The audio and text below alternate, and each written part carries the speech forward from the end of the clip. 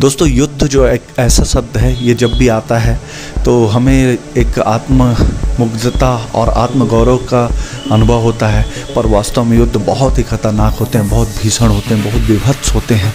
जान माल की हानि होती है, लाखों हजारों लोग मारे जाते हैं और राष्ट्र कई वर्ष पीछे की ओर चले जाते हैं। लेकिन कई बार युद्ध अपने आत्मसम्मान और राष्ट्र के गौरव के लिए लड़ना पड़ता है। गणेश शंकर विद्यार्थी ने काफ़ी पहले कहा था, जिसे ना ही निज पर गौरव ना देश पर अभिमान है, वो नर नहीं नर पशु निरा मरे के समान है। अर्थात जिस पे खुद पर और देश पर गर्व ना हो वो मरे के समान उन्होंने माना है। और ऐसे ही एक भाव के साथ ही भारतीय सेना और भारत के लोगों ने 1971 का युद्ध लड़ा था। 1971 का युद्ध जो लड़ा गया था, काफ़ी ऐसे माहौल में लड़ा गया था जब देश बहुत हर क्षेत्र में आगे बढ़ने की कोशिश कर रहा था, विकास की ओर अग्रसर था, और उसी को पीछे ढकेलने की कोशिश हुई थी 1971 के युद्ध के द्वारा। तो क्या 1971 के जो युद्ध की पृष्ठभूमि थी वो 1947 के भारत पाकिस्तान बंटवारे में थी, या उससे भी पहले हम जाएंगे तो 1906 में जो जो मुस्लिम लीग का निर्माण हुआ था तब थी, या 1909 में मौलवी मिंटो सुधारों में थी, या 1931 के मुस्लिम लीग के उस अधिवेशन कराची अधिवेशन में थी जिसमें उन्होंने पृथक मुस्लिम राष्ट्र की अवधारणा को विकसित किया था। इन सब को मैं आपको बताऊंगा। उससे पहले ये मेरा चैनल है भारतवासी, मैं आपको देश के लोकतंत्र, इतिहास, विकास, समृद्धि और वैज्ञानिक जो आविष्कार होते हैं उनकी बातें बताता हूँ। तो चलिए मेरे चैनल में बने रहिए। आगे आपको 1971 के युद्ध की पृष्ठभूमि, उसके कारण पूरी बातें आपको विस्तार में बताऊंगा। तो जो नया आया सब्सक्राइब कर दीजिए, पुराने हो लाइक कमेंट करिए। तो चलिए आगे बढ़ते हैं वीडियो में।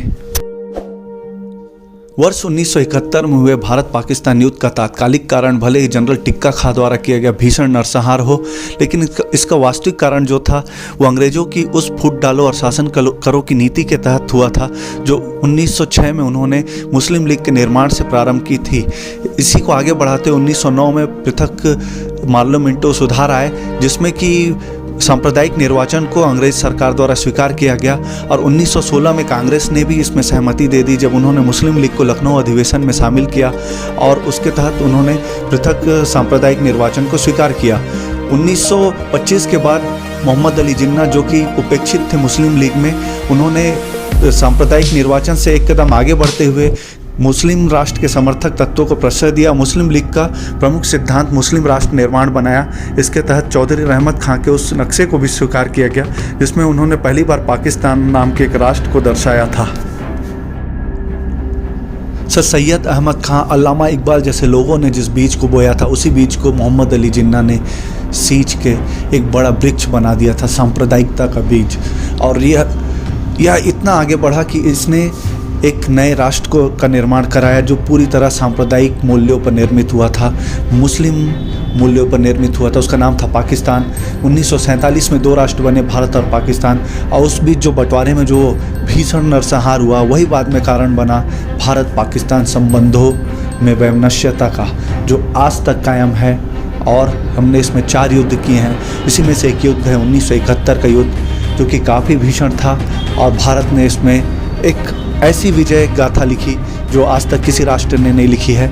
तो हम चर्चा करेंगे 1971 के युद्ध की, क्या थे इसके कारण और क्यों यह आवश्यक था, और भारतीय सेना के उस शौर्य की जो कि बिरले ही देखने को मिलती है। वर्ष 1947 में भारत का विभाजन कर 2 राष्ट्रों का निर्माण किया गया, एक हिंदू बहुल भारत और दूसरा मुस्लिम बहुल पाकिस्तान। पाकिस्तान जो था वो 2 भागों में बटा हुआ था, एक पश्चिमी पाकिस्तान और दूसरा पूर्वी पाकिस्तान। पूर्वी पाकिस्तान और पश्चिमी पाकिस्तान में हमेशा एक नेतृत्व को लेकर संघर्ष चलता रहता। जब से वे आज़ाद हुए थे, पूर्वी पाकिस्तान में बंगाली बहुल थे और पश्चिमी पाकिस्तान में पंजाबी बहुल। इनके बीच में हमेशा आपसी विवाद रहता था। पूर्वी पाकिस्तान के लोगों का कहना था कि हमें सत्ता में, शीर्ष में हमें नेतृत्व नहीं मिलता है, हमें हमारी उपेक्षा होती है। इसी के तहत वर्ष 1970 में चुनाव हुए, जिसमें कि अवामी लीग, जो कि पूर्वी पाकिस्तान में शेख मुजीबुर रहमान की पार्टी थी, उनकी पार्टी को सबसे ज़्यादा सीटें पाकिस्तान की नेशनल असेंबली में प्राप्त हुई। पर क्योंकि पाकिस्तान में हमेशा ही एक पंजाबी ही प्रधानमंत्री बनता आया है और उनकी बहुल्यता है, इसके कारण ही शेख मुजीबुर रहमान की पार्टी को सत्ता शीर्ष में नहीं बैठने दिया गया। वहीं से जो असंतोष उत्पन्न हुआ वो क्रांति में परिवर्तित हुआ। यहीं से फिर भीषण नरसंहार के रूप में यह आगे बढ़ा। इस नरसंहार का नेतृत्व किया पाकिस्तानी सेना में, क्योंकि पाकिस्तान का उतने टाइम नेतृत्व एक तानाशाह कर रहा था जिसका नाम था जनरल याहिया खान, और उनके द्वारा भेजे गए जनरल टिक्का खान ने भीषण नरसंहार पूरे पाकिस्तान में किया। और इस नरसंहार का शिकार थे अवामी लीग के कार्यकर्ता और अल्पसंख्यक हिंदू। इस भीषण नरसंहार के बीच लोगों का माइग्रेशन भारत की ओर हुआ। काफ़ी संख्या में रिफ्यूजी भारत में आए, उनको जगह जगह भारत में पनाह दी गई। लेकिन इसके कारण भारत में जो आर्थिक असमानता उत्पन्न हो रही थी उससे भारत सरकार परेशान थी। भारत सरकार में प्रधानमंत्री इंदिरा गांधी द्वारा कई जगहों पे इस मुद्दे को उठाया गया, संयुक्त राष्ट्र संघ में, रूस अमेरिका के सामने, पर कोई सही इसका हल नहीं मिल रहा था। और यहीं से भारतीय नेतृत्व ने युद्ध की तैयारियां प्रारंभ कर दी, और यही काम पाकिस्तान भी कर रहा था। लगभग दोनों राष्ट्र युद्ध के आमने सामने खड़े थे। युद्ध कभी भी हो सकता था। वर्ष 1971 की शुरुआत होते होते यह असंभावी हो गया था कि युद्ध होकर रहेगा, और मार्च 1971 में तत्कालिक प्रधानमंत्री इंदिरा गांधी ने उस समय के जनरल सेना के फील्ड मार्शल मानेक शॉ को अपने केबिन में आमंत्रित किया। अरे पूछा कि हम युद्ध कब कर सकते हैं। इसमें मानेक शॉ ने साफ शब्दों में कहा कि हम युद्ध के लिए अभी बिल्कुल तैयार नहीं हैं। कम से कम अगर आप चाहती हैं युद्ध जीते तो 6 महीने का समय हमें चाहिए। और उन्होंने अपना वादा पूरा किया। लगभग सितंबर आते तक भारतीय सेना पूरी तरह से तैयार थी युद्ध के लिए। लेकिन जैसे कि भारत की नीति वो पहले आक्रमण नहीं करता, बस वही था कि सेनाएं सीमा में थीं और आदेश के इंतज़ार में थीं, और पाकिस्तान ने बिल्कुल उस आदेश को भेजने में भारतीय सेना की मदद की।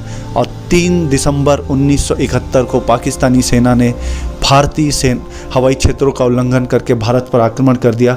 और यहीं से शुरू होता है महान युद्ध 1971 का, जिसमें कि एक नए राष्ट्र का निर्माण हुआ। उस नए राष्ट्र का नाम था बांग्लादेश, जो कि आज भी विश्व का एक प्रमुख राष्ट्र बन के हमेशा भारत के साथ कंधे से कंधा मिलाकर चलता है। और ये विश्व इतिहास की एक अनुपम घटना थी कि भारत जैसे देश ने लगभग 93,000 पाकिस्तानी लोगों को बंदी बनाया और सकुशल उनके देश भी भेजा। यह है उस महान शौर्य गाथा की कहानी जो मैं आपको सुनाने जा रहा हूँ। तो चलिए मेरे साथ, ये मेरा चैनल है भारतवासी, अब मैं यहाँ पे आपको सुनाऊंगा किस्से कहानी। तो चलिए आगे बढ़ते हैं।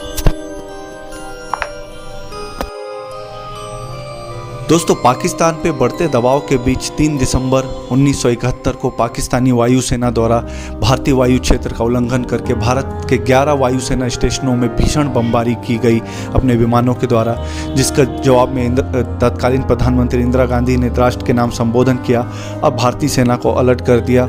भारतीय वायुसेना ने भी तत्काल जवाब दिया और पाकिस्तानी प्रमुख वायुसेना स्टेशनों में बमबारी की। इसके साथ ही पूरे मोर्चे पे भी भारतीय सेना आगे बढ़ने लगी। यहाँ थल सेना आगे बढ़ी थी, जिसका नेतृत्व कर रहे थे जनरल अरोड़ा, और भारतीय सेना की युद्ध परिचालन का नेतृत्व कर रहे थे जनरल जैकब। साथ ही भारतीय सेना ने आगे बढ़ते हुए पाकिस्तान के पूर्वी पाकिस्तान के प्रमुख राजशाही और अन्य जिलों को जीतना चालू कर दिया। इधर पश्चिमी मोर्चे में 4 दिसंबर की रात्रि को पाकिस्तानी टैंक ब्रिगेड ने लोंगेवाला नामक स्थान पर भीषण हमला किया, जहां मात्र 125 जवानों ने जनरल मेजर तारापुरी के नेतृत्व में पाकिस्तानी सेना को धूल चटा दी। इसके साथ ही अगले दिन भीषण वायुसेना की बमबारी में कई टैंक पाकिस्तान के खराब हो गए। उधर जो पंजाब के एरिया में था, बसंतर नाम की जगह में भीषण टैंक युद्ध चल रहा था, जहां भारतीय टैंकों ने लगभग 3,500 स्क्वायर किलोमीटर के एरिया पे कब्जा कर लिया था। इधर भारतीय सेना आगे बढ़ते बढ़ते लाहौर से 10 किलोमीटर पहले ही पहुंच गई थी। पूरी मोर्चे पे भारतीय सेना काफ़ी तेज़ी से आगे बढ़ी थी। 7 दिसंबर तक लगभग आधा जो वर्तमान का बांग्लादेश और तत्कालीन पूर्वी पाकिस्तान कब्जा किया जा चुका था। साथ ही इधर एक महत्वपूर्ण घटनाक्रम में भारतीय नौसेना ने कराची के बंदरगाह को पूरी तरह से ख़त्म कर डाला और उसके साथ ही पाकिस्तान की पूरी नौसेना को ख़त्म कर डाला। विशाखापट्टनम के आसपास पाकिस्तान की जो सबसे बड़ी सबमरीन थी, जो कि उतने समय एशिया की सबसे बड़ी सबमरीन थी, उसे हमारे INS राजपूत नाम के डिस्ट्रॉयर ने पूरी तरह समाप्त कर डाला था।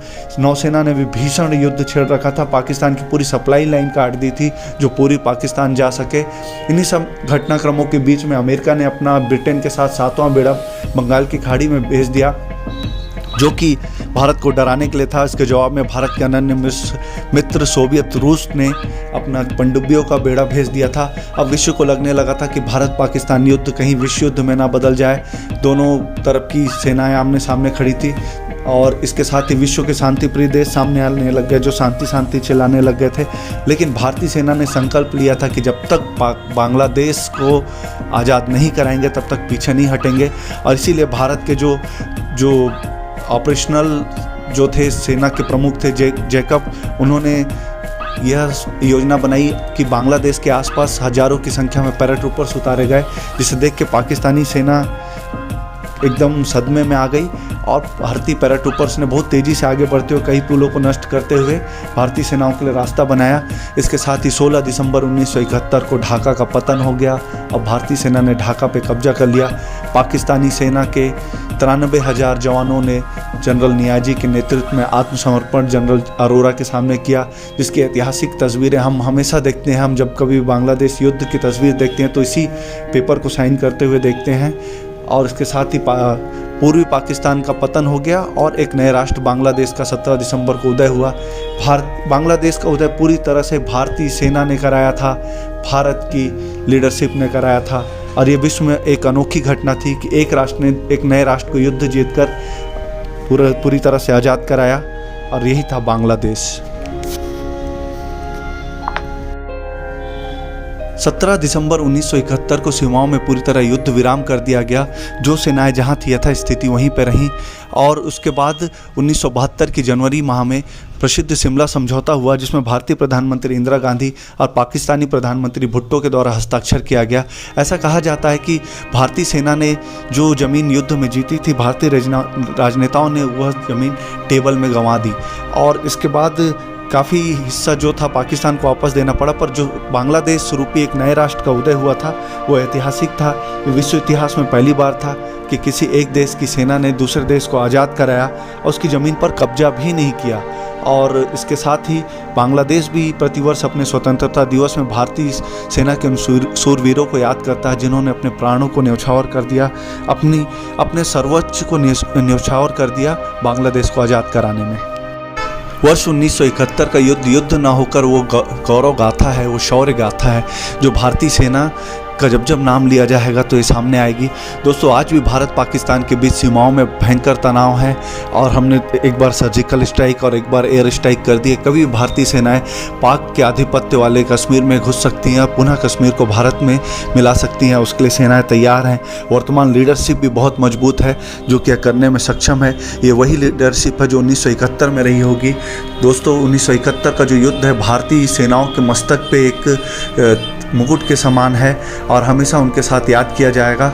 दोस्तों, मेरी यह वीडियो आपको कैसी लगी मैं आपको बता दूं कि इस वीडियो के साथ मैं एक सीरीज़ भी चालू कर रहा हूं जिसमें कि भारत पाकिस्तान संबंधों पे और भारत पाकिस्तान के बीच हुए 4 युद्धों और 2 सर्जिकल स्ट्राइक, एयर स्ट्राइक और भी प्रमुख घटनाओं का मैं विवरण सहित बनाऊंगा।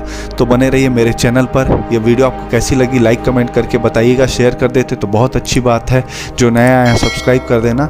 अब मिलेंगे हम अगली वीडियो में। तब तक के लिए वंदे मातरम, जय हिंद।